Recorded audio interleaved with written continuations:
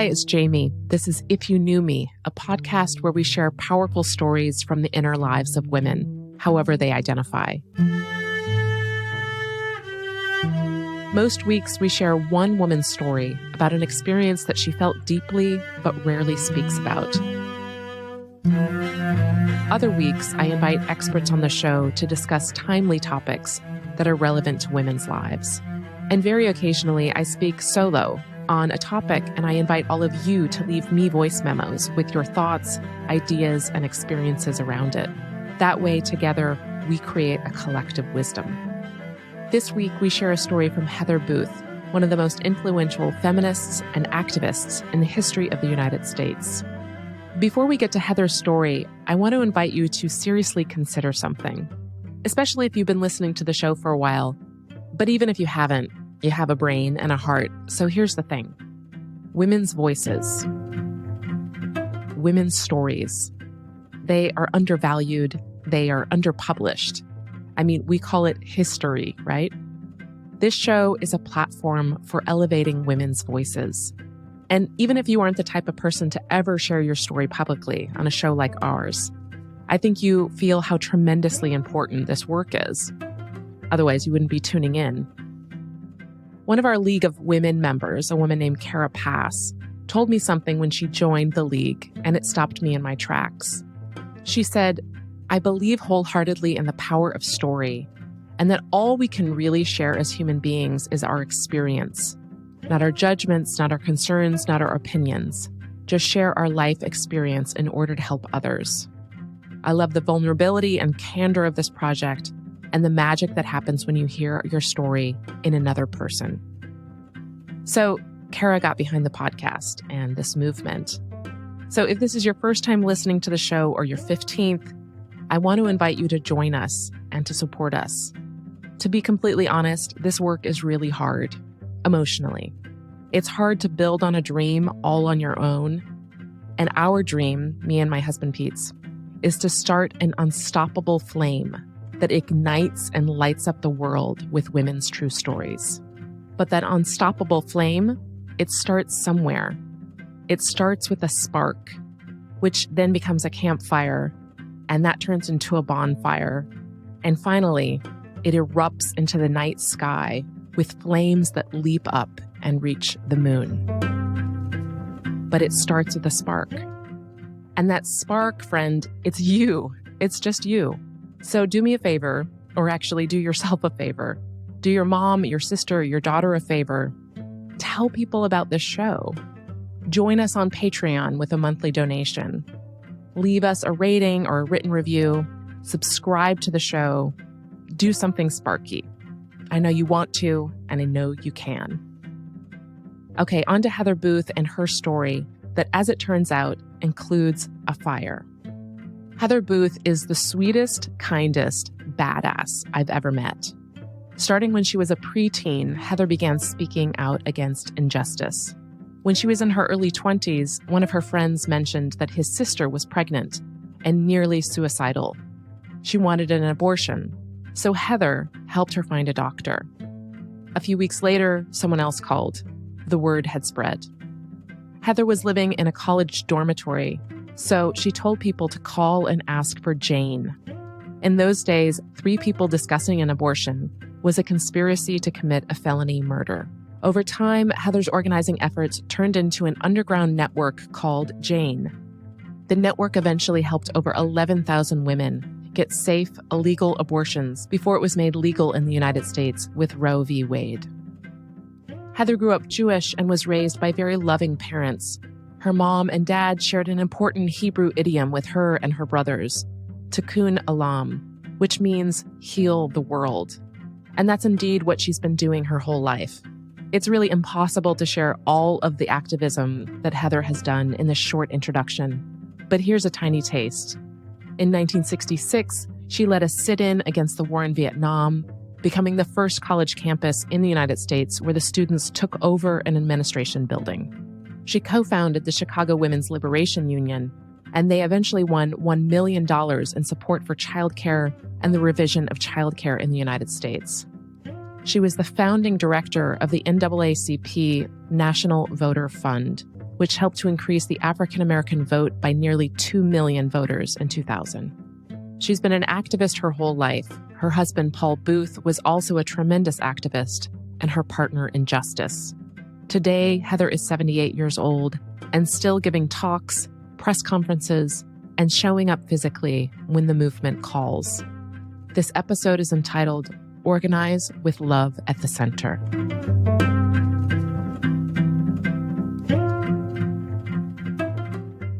If you really knew me, you'd know that I have tried to lead my whole life, both trying to make this a better world in a broad social way and in a personal way. And there's a tension between it because there are only 24 hours in the day. But to give a sense of it in a personal way, I have by my desk a list of 14 people who are dear friends, who are ill, are dying, are in great need, in emotional turmoil. And I try to be in touch with them, some daily, some by text, some by visits, some just to check in every few weeks. But so that we keep the circle and the relationships connected. And that's in addition to my children and grandchildren and family connections, neighbors and coworkers. So the personal matters to me a great deal. And there's an equal portion, and that's the social and political work. I started work in the civil rights movement, was in the early women's movement against the war in Vietnam, always looking for where is there an opening where the greatest number of people can make the greatest advance, where my skills can be used at that time.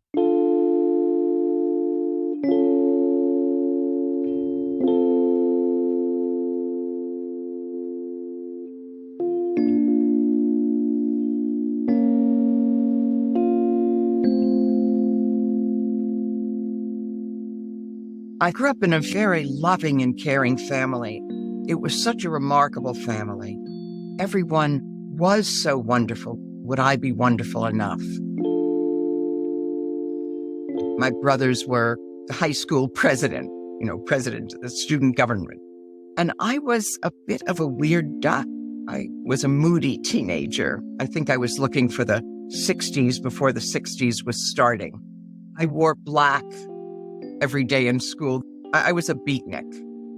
I was a leader in the high school. I was the head of the yearbook and the choir and the history club. But for example, I was on the cheerleading team. I noticed that they weren't letting a small number of Black girls in the school be on the team. It was a predominantly white high school. And so I quit the team. I asked, could they be in? And they didn't let them in. And they were certainly better cheerleaders than I was. And so I quit the team. Well, there was a little sorority in my high school called 16, only 16 girls who were allowed in. And I recommended some people to come in when there were openings. But one had a lot of pimples. One was overweight. And they wouldn't let them in. And I really thought it was based on how they looked and the style they had, not how nice or good they were. And so I quit the sorority. This was a North suburban New York high school. I was looking for a life with greater meaning. And so I ended up going to Greenwich Village every weekend to find other people who would be weird like me. And I started to identify that I was an outsider.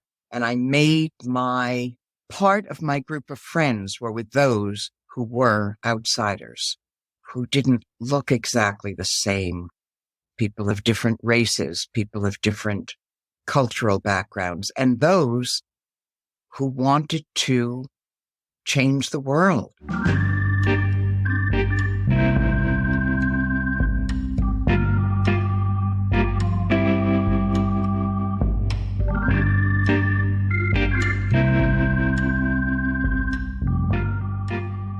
I think that in large part came from my parents and my family who really believed that we should treat each other with dignity and respect.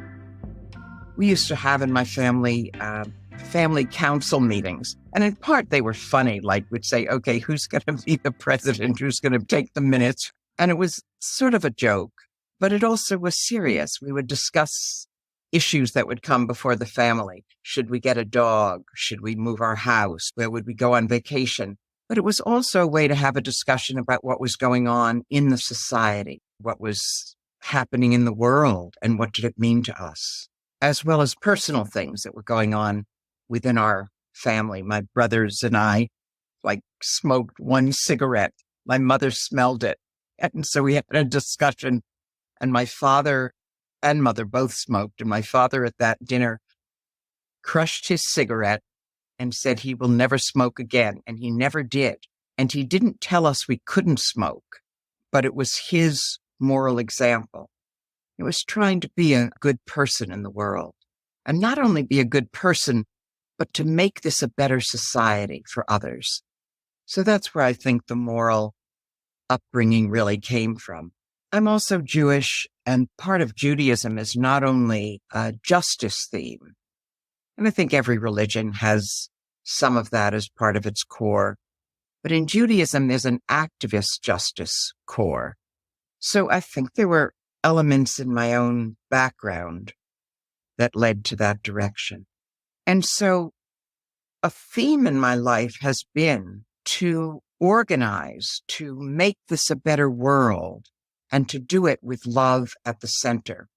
When I had been the progressive and seniors outreach director for the Joe Biden and Kamala Harris campaign in this last election, I had a large number of volunteers in my unit.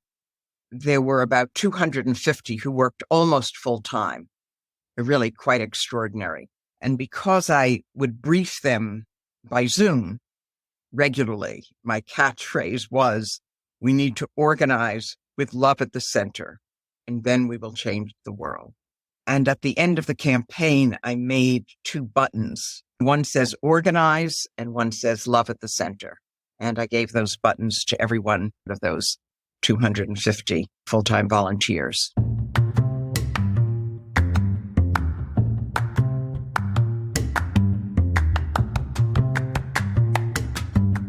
So these 2 themes of doing the work to change the world, I think that matters because then people feel they're part of something bigger than themselves. And it helps give life meaning and value and purpose. There are other ways to find meaning and value and purpose, but I find it so rewarding. And also, I see we make change in the world. I began organizing in the civil rights movement, and when truly people were being terrorized and murdered in the South and Mississippi, where I went in a Freedom Summer project in 1964. And it gained notoriety when 3 of the young volunteers, Andrew Goodman, James Chaney, and Michael Schwerner, were killed at the hands of the Klan. And even the family I lived with, the Hawkins family, their house was firebombed after the summer. And in a second firebombing, one of their sons and 2 of their grandchildren were killed. So people lived in fear and terror and acted with great courage, but it seemed like you couldn't make a change. But because people organized, within a year, we had a Voting Rights Act. And we have made change. We do make change, but only when people do the work, take the steps, recruit others, talk to others, have podcasts like this, use social media, raise the funds, show up.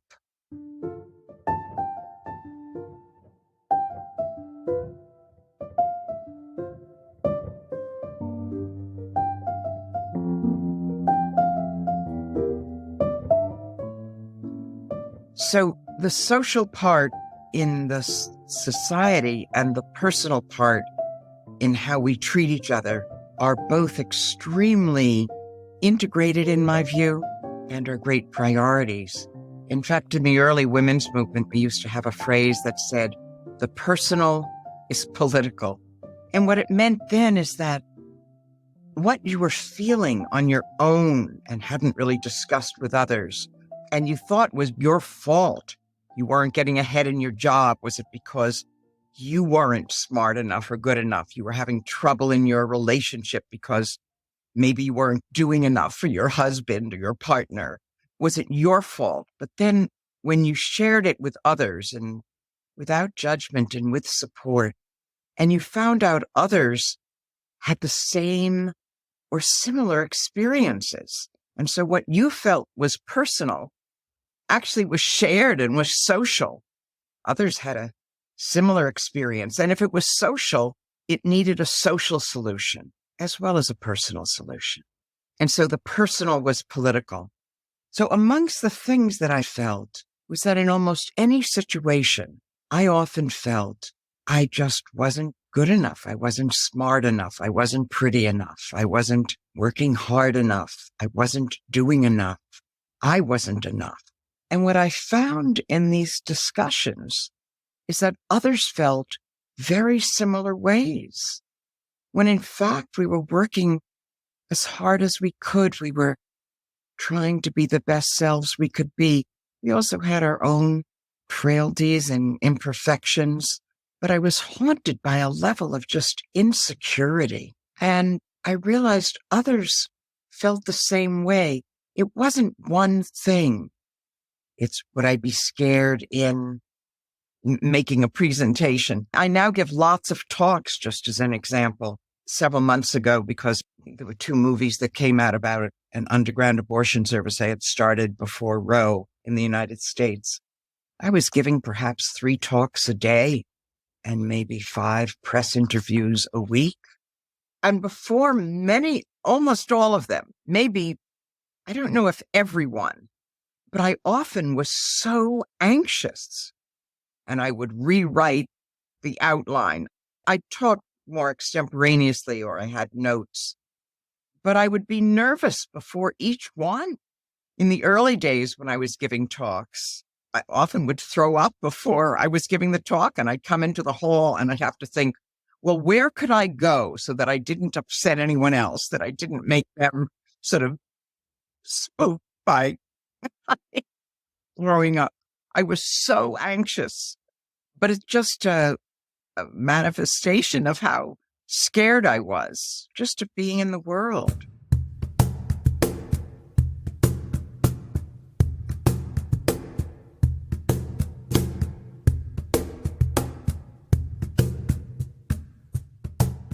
In 1965, I had started an underground abortion service. Because it was illegal for 3 people to even be talking about planning an abortion in Illinois and in most states in 1965 in the US, and it was a conspiracy to commit a felony, which I didn't quite know at the time, but trying to help a friend who was in need, who was pregnant, and I was told by her brother that she was nearly suicidal. So I found a doctor to provide an abortion. Word spread, and I set up a system as other women started to come through and to ask for the same help. And because it wasn't legal, we named the system Jane. And so we tell people pregnant, don't want to be, call Jane. And over time, the women of Jane, I recruited others to provide this service. And between 1965, when I started it, and 1973, when Roe became the law of the land in the US, which meant that people could have access to an abortion and to the most intimate decision of our lives about when or whether or with whom we have a child. The women of Jane learned how to do the procedures and themselves performed 11,000 abortions. I say that background because it means I've been involved in this issue on and off for quite a while, since 1965. And for 50 years, many women, many people had this option of controlling their own bodies. And then just this last year, there was a Supreme Court decision that overturned that freedom. And that was called the Dobbs decision. Because I had anticipated that it was coming, I had seen how they had been chipping away at this reproductive freedom, state by state, rule by rule, law by law. And because I had seen that there had not been the level of organizing and turning it into political power that we needed to do, I wasn't shocked by the decision. I was horrified by it, though, because I knew that it meant that there would be people who would face such trauma in their life. Many would do damage to themselves. Many would find ways that were illegal, that were in unscrupulous providers who might do harm to the people involved. So I was horrified, if not shocked. And my first reaction was then to move ahead. What's the meeting we call? Where do we turn to? What do we say? Where should we raise money? And I felt I'm driving forward. That night, unrelated, I had theater tickets with a friend to see a play, To Kill a Mockingbird. And the play, based on the book To Kill a Mockingbird, is about a lawyer in the South who's defending a Black man who's innocent and could not have committed the rape that he's charged with. He could not have committed it. And he's not only charged, but he's then to be executed and murdered. And I knew the story before I went into the play. I even thought, gee, I'm sorry I'm seeing the play. Dobbs just came out. We've got to do this work. And I was sort of irritable about even seeing the play. And I see the play, and in the middle of the play, I just was overwhelmed and I burst into tears. Even now, thinking about it, it's very emotional. And I burst into tears and I was sobbing so heavily that I even felt I better stop sobbing or they're going to throw me out of the theater. This isn't how you act in a theater. And I think what happened was that it wasn't just the Dobbs decision. It partly was a remembering what happened to the Hawkins family and what happens to poor people and just the meanness and the increasing violence in the society to people who are just trying to get ahead. And it all came crashing down, and the weight was just too heavy. And so I still feel that. And I also know that the way out is through doing the work to try and change that meanness, that violence, that hatred, and to build those relationships. And so, yes, there are times of anguish, horror, despair, and there also are ways out. And I believe that that is through organizing with love at the center.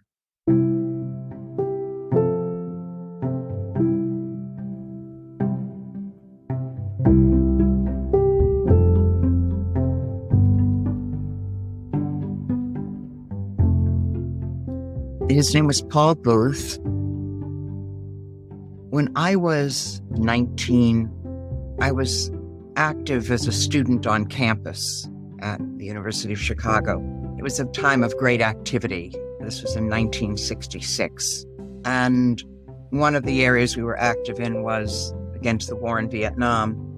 And the University of Chicago was ranking men's students by grade point average. And if you had a lower grade point average, it was likely you would be drafted for Vietnam, and those with a higher grade point average were less likely to be drafted. And we knew there was a relationship between class and race and grade point average. And we felt that the university should not collaborate with a selective service system for a war that we felt was unjust and was not supported by the American public. And we raised those issues to the administration. When they didn't respond, we had the first sit-in on a campus against the war in Vietnam. We invited in some outside speakers, and one of them was the head of the largest student organization on campus. And Paul Booth was the national secretary of that group. And he came over to speak. And he knew about me, and I knew about him. We had actually talked on the phone once. And he was a national figure, so I knew about him. And he asked to sit near me, and we talked intensively for the first 3 days of the sit-in, and then he asked me to marry him.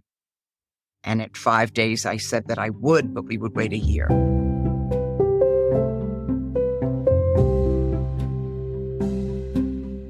We had an amazing life, an amazing alignment. So that was 1966. We got married in 1967, right after I graduated from school. And we were married for 50 years. And then very unexpectedly, he died of complications related to a cancer that became active very quickly. He had about a week. In fact, didn't even have a week. We never thought that he was in danger of dying. The day that he died, which we didn't know he was going to die, he was in the hospital for a week, and every day they said, well, you'll go home today. Oh, well, you'll go home tomorrow. Well, just after this last treatment. And we expected that he would be leaving the next day from the hospital. That morning, many months ago, I had committed to being part of a civil disobedience on an immigration reform demonstration that was in the Capitol. And I said I wouldn't go, that I'd stay with him in the hospital. And he said, no, you've really got to go. And then just, come back when you're done. And so I was at the demonstration. I came back to the hospital and he started his treatment and then must have had a heart attack in the middle of the treatment and died.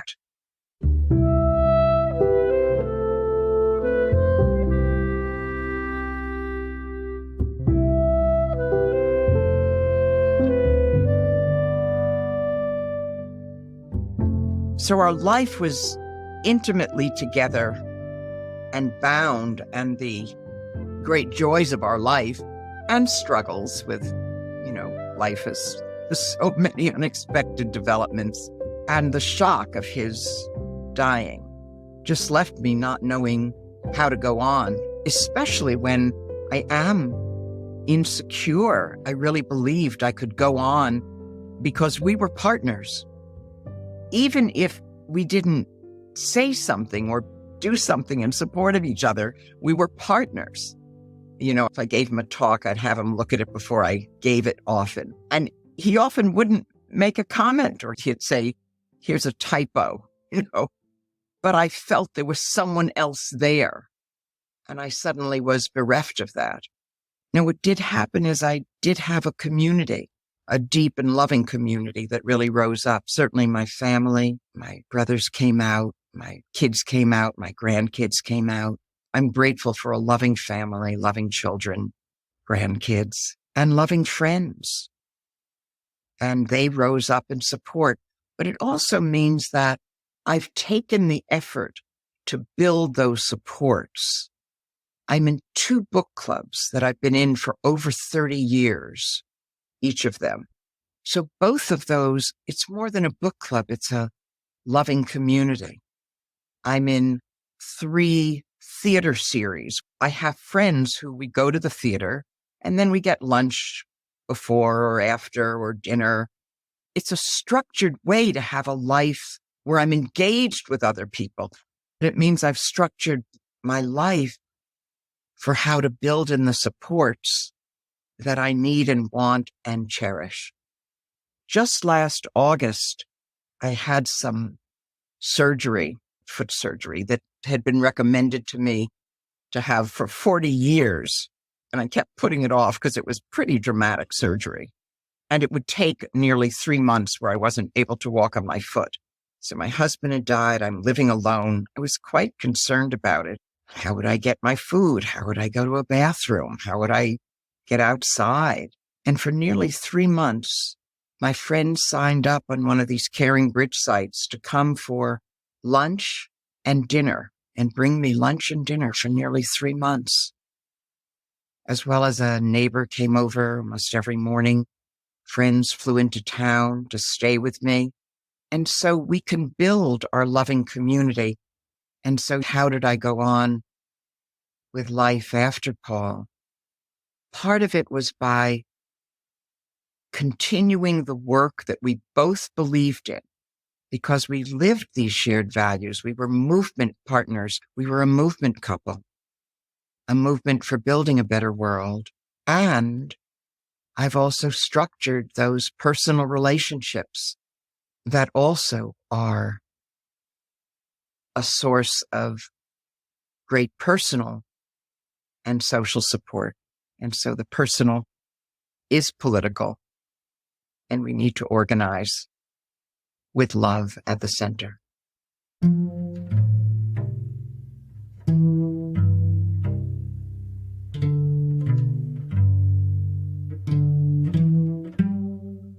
Thanks so much for listening to this week's episode. Heather Booth has been an organizer for social and economic justice, freedom, and democracy for over 50 years. You can find a link to a recent documentary film made about Heather in our show notes.